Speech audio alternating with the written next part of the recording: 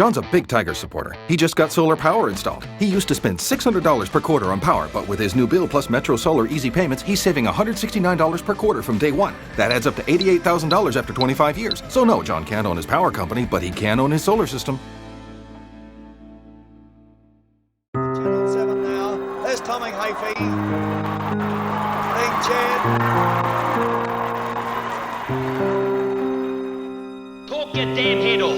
Get across and use your bloody body. Look at that word there. Bloody aggressive. How many years have been aggressive so far? Tommy was such a good coach in my view because Tommy was a do as I do person, not necessarily a do as I say person. I've always said about Tommy that we all had the greatest respect for Tommy because Tommy, everything he wanted us to do, he did himself, only with greater determination, greater dedication, greater application. He was also very well liked, and he had a variety of different group of people. There were, I suppose, guys like myself and Michael Green and Michael Bowden, who he called those bloody university students. And he had a group of blokes like Sheedy, who was a bloody plumber, and he had sort of players from other clubs who sort of arrived at Richmond and just sort of couldn't get over how close we were with the coach and with groups.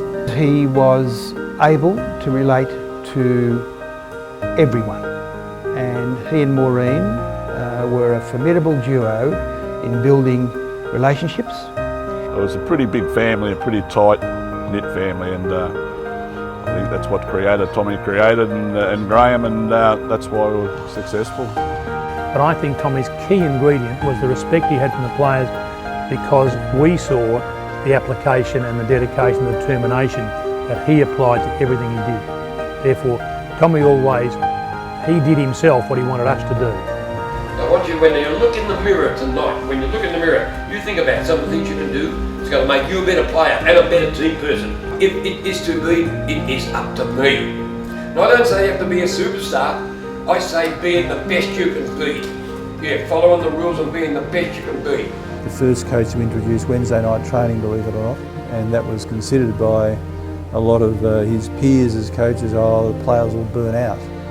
But I think that we as a group gained confidence from that we always felt we were fitter and stronger than the opposition, and that's probably one of the reasons why Tommy, I think, was so successful.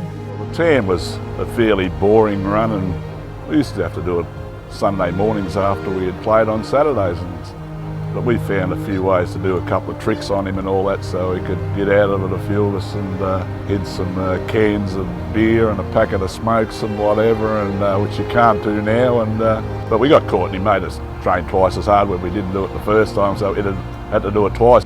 But he had a good sense of humour as well, Tommy, and we always, the Saturday night after playing St Kilda at Moorabbin, we'd always go back to Tommy's house, and because Tommy was a teetotaler and most of us weren't, we just hide our beer in the hedge and kind of sneak out, and have a beer and come back in, and that'd be all good. And after the first or second year, on the Thursday nights, look, you're all invited back to my place after the Moorabbin game. But for Christ's sake, when you bring your beer inside, you wreck my hedge for 2 years.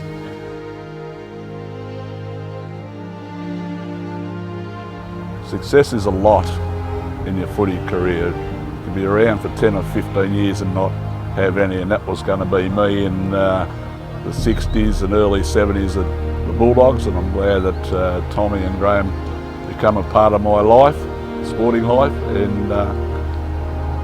and they made it special. Very, very special. That I'll never ever forget those two people. Because of the relationships that he was able to establish with these players, that saw him through.